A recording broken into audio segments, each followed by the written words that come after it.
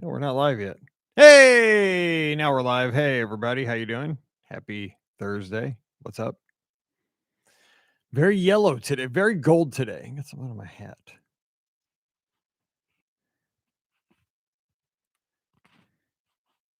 You don't notice these things till you're on camera.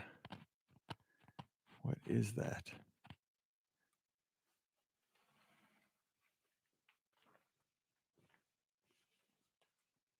And I'll do that so you're not distracted.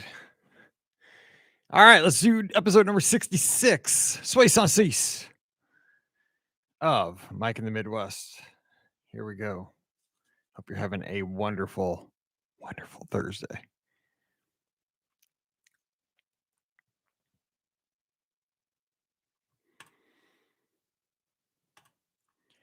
Well, hey, everybody. Happy Thursday, and welcome to episode number 66 of Mike in the Midwest, a mini podcast for you because you're an awesome patron of the Be Our Guest podcast. Thank you so very much for that.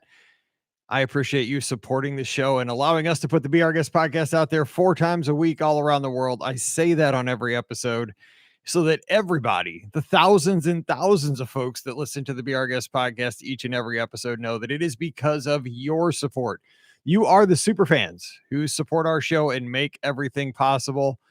And I can't wait to see you down at Walt Disney World. Maybe if you're one of our patrons down there that's hearing this show, this time next Thursday, I'll be getting on a plane to head down for the excitement and getting ready to see what's going on for the 50th anniversary at Walt Disney World. To say I'm excited for this event is an understatement. I'm really excited to see what's going to happen. To be honest, I really don't care about riding too many attractions while I'm down there coming up next weekend. I just want to be able to, see friends and hang out and, see fireworks shows, see Enchantment, see Harmonious. We have some decent meals planned and just see what's in store with the 50th anniversary. See those golden statues. And by the way, I don't know if you caught when we recorded tomorrow's podcast live. I recorded it with Scott on Monday. I think you're gonna crack up at one of the questions we went back and forth and asked each other. We asked each other if Disney was to put a golden statue of us, so there was going to be a golden Scott Gardner statue, or there was going to be a golden Mike Rallman statue, where would it be? So think about that because I want you to let me know on social media at BRGuest Mike, where would your statue be? I will tell you what, mine is not in a theme park. Mine's at a resort. And I thought it was a great question that we all need to think about because I know we've all been to Walt Disney World many times. And where's that spot that's kind of has a little history for you that maybe that you would want to be recognized for, that maybe, it's not always your favorite attraction. Like a lot of people say, oh, Mike, it should be Space Mountain because that's your favorite attraction. Well, maybe Captain EO back in the day, but not even that. I went a little bit more obscure than that. So where would your golden statue be if Walt Disney World celebrated you here in the 50th anniversary of the theme park and in the whole resort? So we are getting excited for that. Again, I'll head down next Thursday. I'll be there till Monday. It'll be a quick trip just for the weekend. We'll be covering everything at Be Our Guest Mike. And of course, we'll record stuff live as we're there. And we'll have it on the podcast the following week on the feed for everybody to check out, because we will be recording audio live because Pam, Ricky, and Scott will all be there. So we'll bust out the iPhone and record some audio so that we have some fun with all the happenings there. Immediate feedback on Ratatouille, Harmonious, Enchantment. What all's going on? Speaking of what's going on, real quick, since we can, get this out there immediately, the other podcasts don't go out there so immediately. Did you see the coverage this morning of the first day of Rise of the Resistance without a virtual queue? So the line for Rise of the Resistance initially this morning went back to Star Tours, going in from the that side of Galaxy's Edge of Batuu there. And the line got up to about 180 minutes, but I've seen that it is going back down as the time we're recording. It was down to about 140 minutes. So it was a crush, but the thing was, it was moving and it seems to be improving as the morning wears on. Of course, it's about 3 hours into the operational day at this point as I'm recording this show, and things are going smoothly.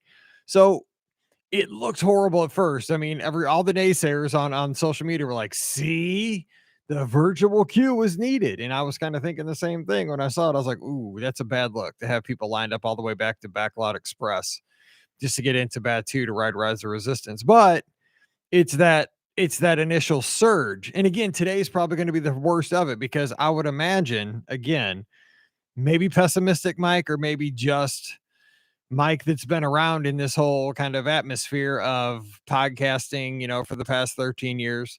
There's probably a lot of bloggers and vloggers and podcasters there and people that want to cover this stuff for social media. There's probably a lot of folks there that just want to be the looky loos and see what's going on to be a part of the magic, magic, I say, just to say they were there the first day.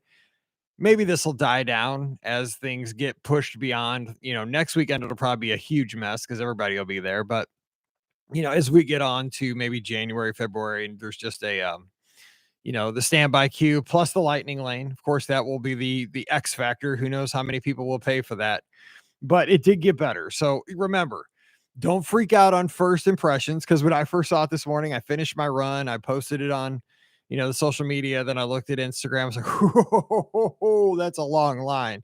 But then, later on in the morning, I was having my peanut butter and jelly toast at breakfast. Oh, it's going down. Okay. Well, yeah, things are getting better. So you just got to take a deep breath and see how things go. So I'm going to continue to monitor that situation, but I was wondering what your thoughts are. So again, let me know on social media because I do like checking that stuff out throughout the day, and I'd love to hear your thoughts because you're my friend. Okay, what else is going on? Well, hey, fall started here in the Northern Hemisphere, so happy fall to everybody. Happy spring to all of our friends that are down in the Southern Hemisphere. Yes, you've made it through winter. But it is beautiful here in the Midwest, since this is called Mike in the Midwest.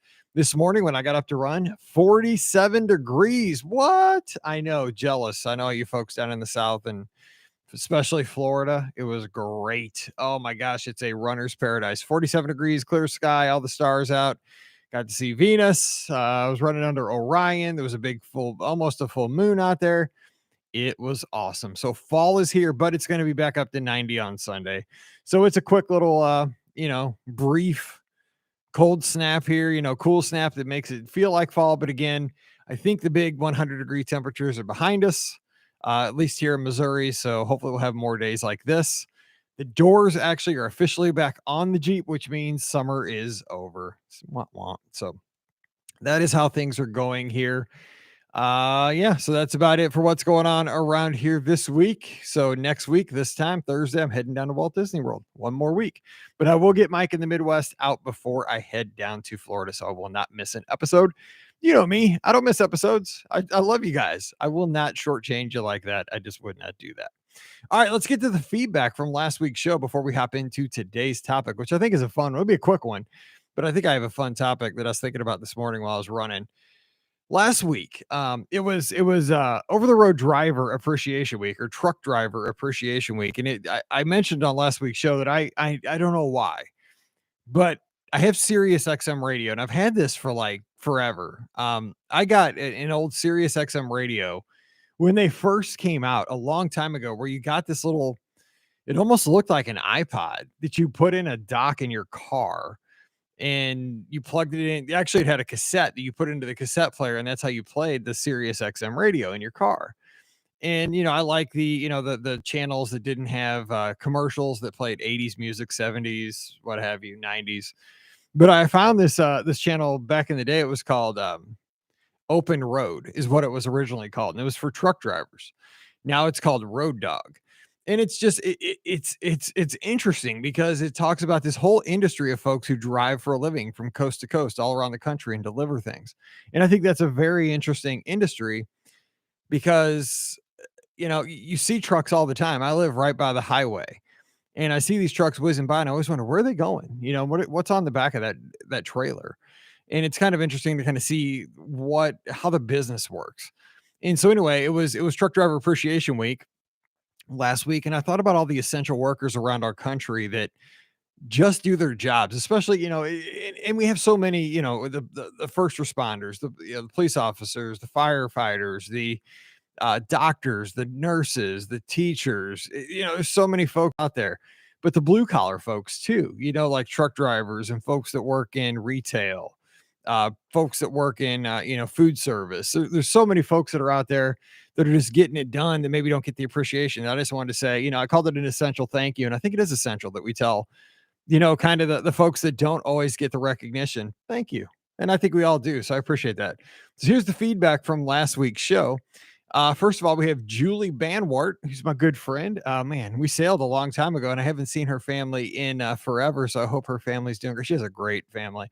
She says, "Thanks for the extra content, Mike. As a fellow lifelong Midwesterner, I enjoyed hearing your stories. It brings up a lot of similar stories for me. As for unsung essential workers, for my entire life, my dad, who was a retired truck driver, has had a side job of being the caretaker for a small neighborhood cemetery. So, along with taking care of the mowing, weed eating, plowing the snow, etc., it was also his job to dig the graves and then cover them after the funeral service. For most of my childhood, he dug the graves by hand with a shovel. He now has a mini backhoe that saves him quite a bit of time and effort. But as you can imagine, back in the day, it was brutal in the summer heat, but could be even worse in the cold winter months, depending on how frozen the ground was. Since he had always done this, I never thought anything of it. But you should have seen some of the looks on my friends' faces when I would tell them that my dad had a grave to dig. Thanks again for all the great content and for your friendship. Your friend, Julie Banwart. She's out in Indiana. Again, here's the thing. Julie brings it up. And I said this again. I think I said this on the show last week, or it was a couple weeks ago. My dad said, don't, I was talking to my dad on the phone the other day. My dad's 20 years older than me. My parents both had me when they were both 20. So I'm 47, they're 67. And, my dad called and I was in the middle of working, somebody's reservation. I was trying to get it all done. It was, a lot of, just a lot of things up in the air. And I was trying to, talk to my dad on the phone while I was working on the computer, trying to make sure everything was square. And he's like, I can tell you're busy, don't you work. He wrapped up the phone conversation with, you work too hard. Don't work too hard. And I thought about that. My dad and my grandpa sloshed around in concrete in 100-degree heat, came home every day with like a broken back. I mean, they worked 8 hours a day outside, physical labor, sloshing in concrete every day. And they never really complained. They did physical, hard labor. I will never say that I work hard. I have a job that I love. I work a lot of hours, but I sit at a computer in an air conditioned or heated house.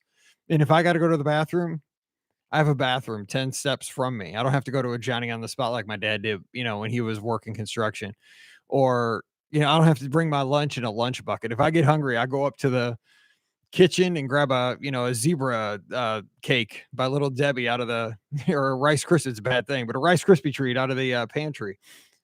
I have a good job. And I think a lot of us are there. But I think we need to appreciate those that came before us, and our families a lot of times did a lot of physical labor. And because of that labor, we got to have better lives. Trisha Helwig has some comments here. She says, we take for granted how easy most of us have access to food. My shout out is to the people in the food manufacturing. I'm a dietitian and work closely with the culinary department of our hospital. So I've witnessed shortages of various food items. I'm so thankful that there is food to not only serve my patients, but also my own family. Amen, Trisha. We don't think about that enough. You know, this is a terrible example, but I'll tell you what, you guys know that I have like a hankering for Taco Bell when I record the podcast on Monday evenings and Wednesdays. And so when I finish recording the podcast, I reward myself by going through Taco Bell. And there's a sign on the drive-through that says something like, due to nationwide shortages, some of your favorite items may or may not be available at this time. And so you're right. There's folks out there that are, again, it's that whole supply chain, but it's the food, right? It's the people that are, it's like Julie's family, that are out in the fields preparing the foods, getting it out there, but then getting it to the trucks. And then the trucks getting it to the folks who process it at the plants and getting it packaged and getting it, where it needs to go. You're right, Trisha. That is an amazing thing. So shout out to all the folks who are working in the food manufacturing sector. Very good. Megan Green says, I got behind on episodes for a few weeks, but what a delight it was to get to listen to 3 in a row. Well, that's awesome. Along the same lines as Trisha's shout out, I would like to add a thank you to the farmers. I grew up in a rural area and come from farming families, and it is a thankless job with tons of backbreaking work and no time off because your farm needs constant care. In our area, People basically take turns babysitting each other's farms so families can go on vacations. I don't feel like farmers get enough credit for all the care they put into the delicious foods we love to eat. Amen. That is so true. My cousin Chris and his family, they live down in Poplar Bluff, Missouri, which is just kind of northwest of the Boot Heel down by Arkansas. He's not a farmer, but he has cattle. And again, I'm a city guy. I'm not like I'm not like a St. Louis city guy. I'm a suburban guy, is what I am. Like I'm very comfortably suburban. But he lives. That's definitely country area down there. He has like cattle, and he raises cattle. And same thing. He would come up here, for Thanksgiving and stuff, but he'd have to rush back because the cattle had to be fed. And if he didn't feed the cattle, there was all kinds of trouble. And it wasn't like he could just say, could somebody cover for me while I, hang out with, Mike up in St. Louis for a couple days? No, I mean, the cattle had to be fed because it was, cold and they had to get the straw out or the hay. I don't even know how that works, but amen. The farmers keep us all where we need to be. Let's see here. Jonathan Luther says, unfortunately, becoming a grandparent isn't a fast pass lightning lane to being a good cook. As a child, I knew that dinner was almost ready because the smoke alarm went off. Mom is now Nana, and when we went to visit, it is off to a restaurant to eat. I mentioned that for some reason, when you become a grandma, you become a good cook. But maybe that's not always the maybe that's not 100% true, but that's how it seemed like in my family. For those who are essential, maybe it is silly, but my mind went to those who deal with trash. Here we just put our bags out to the curb each week without much thought to the fact that it just gets taken away and dealt with. Certainly not as glamorous as some of the other essential jobs, but I doubt I could manage to do it even for one day. Jonathan, thank you so much for being a patron and thank you for bringing that up. I will say this about the folks who collect our lawn trimmings and the folks who collect our garbage, because where I used to live, before we moved here in July of 2019, our trash got picked up once a week, and our we called it yard waste, our grass when we cut the grass and weeds and stuff that got picked up once a week. Now where I live now, it gets our trash gets picked up twice a week and our yard clippings once.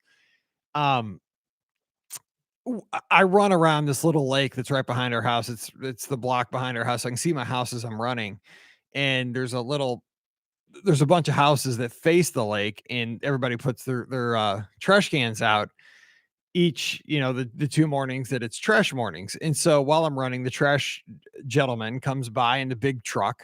It's a really big truck too in this neighborhood. And the thing is, he's always smiling and he always gives me a wave as I'm running. It's usually around lap like 40 or 42. So I'm pretty much bumming. Like I'm so tired by then. And the thing is, like, he picks me up because he's just like, he's always happy to see me. That makes me happy because he doesn't have to give me a wave, and he's there in his truck and he's picking up everybody's cans and dumping them into the big truck and he gives me the wave. Right. And Jonathan's exactly right. What would we do if, like, for a month they went on strike and we had to deal with our own trash? We make a lot of trash in this house. We could do a lot better. I think if we made an effort, we could do a lot better. But I think because it's so convenient where I live, that we don't necessarily make the best effort. We try, but if it was the thing is, like, the amount of effort we put into something, like how much trash we put at the curb, is related to how much it would impact us, right? If like we said, there's going to be no trash service for a month, we would do a much better job of making sure we didn't make as much trash. I'm telling you, because if we had to like keep it in our garage or keep it in, somewhere in our property, we would do a great job of eliminating as much trash as possible. When you just say, okay, let's try to eliminate the trash, but they're going to pick it all up anyway, you don't do as great of a job. It's a great point, Jonathan. So if you want to send a shout out to an essential worker, hey, please do. It's not too late. This is what it's all about. I appreciate this. Farmers, folks that are out there in food service, folks that are out there in food manufacturing, our folks that are picking up our garbage. That is awesome. So thanks everybody for supporting the show. Thanks for the feedback. If you have feedback about this topic or any other topic, just drop by patreon.com/be our guest podcast. All right, let's get into today's topic. Not a big one, but I thought it was time for kind of a fun one. And this gets back to Mike in the Midwest. It's about me when I was growing up as a kid here in suburban St. Louis, in Florissant, Missouri. Again, Florissant was about 20 miles northwest of St. Louis City, a suburb of about 50,000 people. When I grew up, it was one of the cooler places to live. It was where McDonnell Douglas was located, which back in the day, like in the 60s and 70s, McDonnell Douglas was where all the engineers worked and stuff, and they were building the jets. They were actually building a lot of the NASA spacecraft. They built the Mercury and Gemini capsules right there at Lambert International Airport, which was 5 minutes from my house. We lived right by the airport. So there were a lot, it was a good place to live, a lot of good jobs. Anyway, so I grew up there and had a good childhood. We had a little small house, but it was fine. It was a little starter house. It's what everybody had. Wasn't a real ritzy area, but it was a nice area with lots of families. And so growing up there, today, what I want to talk about, and I want your feedback again on this because I want to hear how you did. I want to talk about the jobs you had as a kid to make money. Now, not before you, not, I'm not talking about jobs like once you got to be 16 and you worked. Like I worked at a skating rink. I worked at Chick-fil-A for 3 weeks and I said, you know what? That's way too hard. It was at the mall and it was at Christmas time. I was like, no, no, no, no, no. I'm going back to the skating rink. I just sit there and drink sodas and play music. Way easier. I'll talk about that again someday. But I'm talking about the things you do like when you're 10 to like when you're 15, like those little kind of one-off things that you do to make money. So some of the things I did as a kid, and I think a lot of these are going to be similar to a lot of us, is that I did the thing that I think every kid did in the 1980s. I cut grass. Now, my friend Ryan, again, he was my buddy across the street. We were the same age. We went into business together and we decided that we were going to, with two of us, we could get it done twice as fast. We'd split the money. So I still remember how we started our business. I can't remember what we called it though. I'm sure we had a slick name, but I've mentioned on the show many times, I had a Commodore 64 computer. I also had a disk drive and I ran a BBS, which was it was kind of like the precursor to the internet, is where people called on a modem. They could leave messages and download files and upload files. It was really cool. But outside of that, the Commodore 64 had a printer and we had a couple programs called Print Shop and Print Master. And I made flyers on Print Shop, little, like basically like little ads. And I took them around and put them on everybody's front door. And it was advertising our lawn cutting service. And I still remember it was $7 for your front and backyard to be mowed and trimmed. And it was $7, each time. And we got a few takers. I remember that, Ryan and I, and we were so excited for that. And so, back then we didn't have a very fancy lawnmower or anything like that. It wasn't self-propelled. It definitely wasn't a riding lawnmower, nothing like that. It was just a little push Toro lawnmower. So we'd go and cut that grass, and that's how we made money. And we did a good job from what I recall. I mean, I remember we did make money. We would do it every week. We had about 3 or 4 people. We'd cut their grass. And I do remember taking that money that we made, my share of it. I can't remember how exactly Ryan spent his, but I do remember taking my money and using that money to buy software for my Commodore 64 at a store called Venture, which was a department store that was very similar to Target, but it was called Venture here in St. Louis. So I would go there and buy software. I think there was a game I bought, I recall, called Kickstart by Mastermind or something. But yeah, that's what I did. So that was one of the first jobs that I had. We just cut grass. I think everybody did that. Also in the wintertime in St. Louis. Now, a lot of folks couldn't do this, but we shoveled snow. Now, this was something that obviously you couldn't count on. But when you got a good snow, you would just go around and you wouldn't make flyers for this. You just go knock on doors and ask people, hey, would you like your driveway shoveled and your sidewalk? And we'd charge, I can't remember, $5 or $10 and shovel that snow. And I'll tell you what, shoveling snow is hard. If you've never done it, it wears you out fast. But we do that, for a couple times and we just get just totally wore out. We'd go home to take a break and we'd never go back out. We'd take because the thing is, it would be super cold. You would get wet because you were sweating from shoveling the snow. You would get wet from the snow getting on you if it was still snowing. and you just were exhausted. So by the time you shoveled a couple driveways, you got your money, and then you would go home and maybe have like a warm lunch and took off all those wet clothes and got warm in the house. You just didn't want to go back out. You just play video games on your Commodore or whatever, and you would just watch TV and you were done. You were not going back out. So another thing that we did in the wintertime was we would shovel snow. We'd always tell ourselves, man, we're going to shovel 10 people's driveways today. We're going to make a fortune. Yeah, we'd usually do too, to be honest. So did you shovel snow and cut grass? That's what I don't know. Another thing that I did, and this is something that I really did love, and I did it for about 5 years, was I was an umpire at our local baseball fields. Now, I did a show. One of the very first shows of Mike in the Midwest was about Weehop baseball fields. Weehop, you might, I mean, it sounds just like we hop, like you and I hop, but Weehop it's a long spelling because I think it's a person's last name, and it was just it was the street. There was a road. Weehop Road is a road that goes through Florissant, and the baseball diamonds are on that road. And so this was the big complex for the Florissant Area Athletic Association. And there were 11 ball fields in the complex. And this was my field of dreams as a kid. This is where I love to be. This was the perfect place for me because baseball was my life as a kid. I loved playing baseball. I just loved it. And so with 11 diamonds at this place and a concession stand right in the middle, it was heaven. Honestly, it was heaven. Because you get candy, you get baseball cards, you could get things called pepper bellies, which were some people call them Frito pies. They were like a bag of Fritos, chili, and cheese in a bowl. Oh, so good. You know, those pizzas that were in the tin foil, like the aluminum foil with the pizza in the inside. Oh my gosh. I mean, it's perfect. Your friends were always there. There was softball games going on, baseball game. Oh, it was awesome. Anyway, I used to umpire there. Now you couldn't umpire until you were 14. And before you could umpire, you had to pass like a paper test with the rules of the game, baseball and so forth. They gave you a rule book and you had to study it. Then you had to pass the paper test, which was not a problem for me because I played tons of baseball.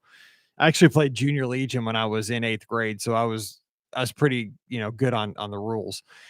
So the thing was though, is you would get scheduled and at WeHop, there were 2 sessions each night. So there was a 6:15 session and then there was an 8:30 session. Now, only half of the diamonds had lights. So everybody, like all 11 fields would play at 6:15.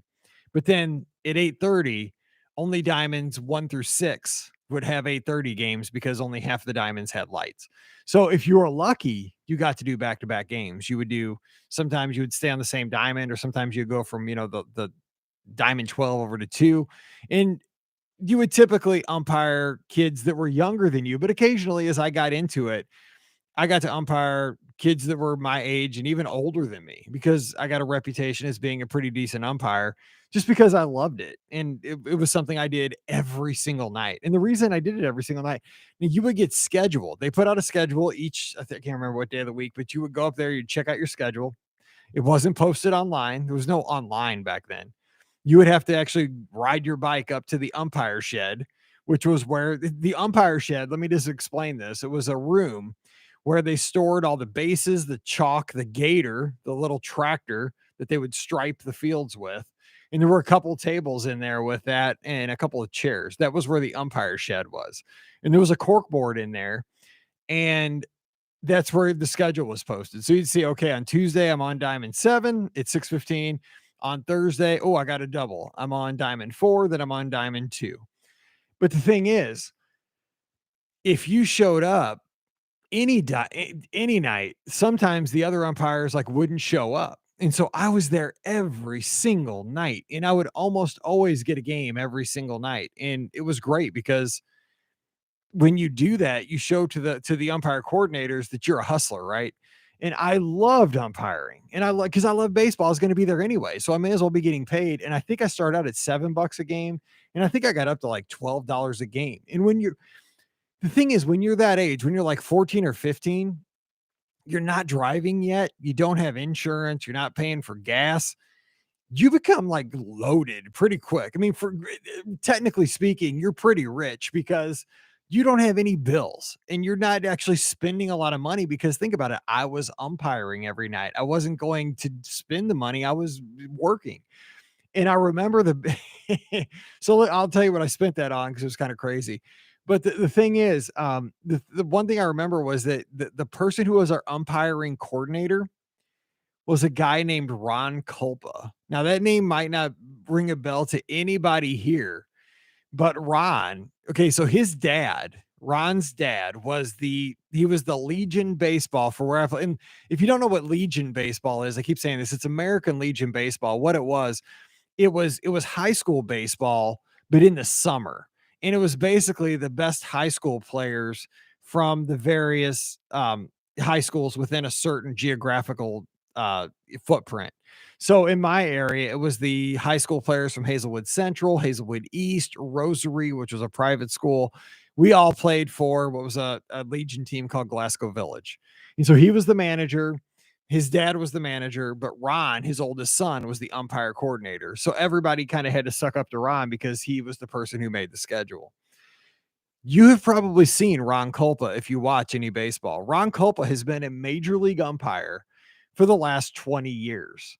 Um, and he's been in some pretty famous incidents over the years. He's tossed out quite a few people. He's got a quick trigger finger, and he's tossed out a lot of Cardinal players, which is kind of ironic. He's from St. Louis. He's from Florissant. But yeah, I umpired with Ron many, many times. My dad DJ'd his wedding reception here in Florissant when he got married. Tons of umpires there. And my dad loved that. He kept wanting to toss the umpires out at the wedding reception. That's my dad's sense of humor. But yeah, so Ron was the umpire coordinator and he's now major league umpire. But yeah, that was a great job for me, umpiring baseball. And I know a lot of girls that Paige used to be friends with. They would referee soccer games because they love soccer. I mean, that's a perfect match, right? And with soccer, it's even better because you could do soccer all year. You could do outdoor soccer most of the year, but you could do indoor soccer or futsal or something in the wintertime. Now, what did I spend that money on that I got for umpiring? So it's so dumb. I wanted a waterbed. This shows the time I lived in. I wanted a waterbed so bad back in the day. And this was again in the mid 80s, like late 80s. And I remember I saved all my money and I went to a store that was called, no kidding, it was called Sweet Dreams up on Lindbergh Boulevard it was at the corner of Lindbergh Boulevard and St. Ferdinand in Florissant. And I think it was only like $109. It was cheap. But yeah, you got your little single water bed with, a little headboard, and that was the coolest thing. And I had that thing all through high school. But I think that's what everybody had. I don't know. But I remember that was like the thing that was like my first big purchase from my umpiring money. So that's kind of, and I had other little things that I would do to earn money. I remember one time I decided I was going to sell kids like flyers that I made on print shop at school. That didn't work out well. Some kids sold candy like Now and Laters. They bought at Sam's. I didn't have a Sam's card, so I didn't do that, but some kids did that. But that's pretty much what I did. I would cut grass, shovel snow. Mostly I did a lot of umpiring. A lot of umpiring. So now I'm curious what you did to make money as a kid before you got your real kind of, part-time job when you were in school. So let me know. Drop over to Patreon, patreon.com/Be Our Guest Podcast. We'll talk about it on next week's show before we get out of there to celebrate 50 years of Walt Disney World. But thank you so much for hanging with me today. I appreciate your support so very much. But more importantly, I appreciate your friendship. I couldn't do this without you, and it means so much that you are here with us as a partner in the podcast. So until we talk again, you guys stay safe, stay healthy, and we'll see you real soon.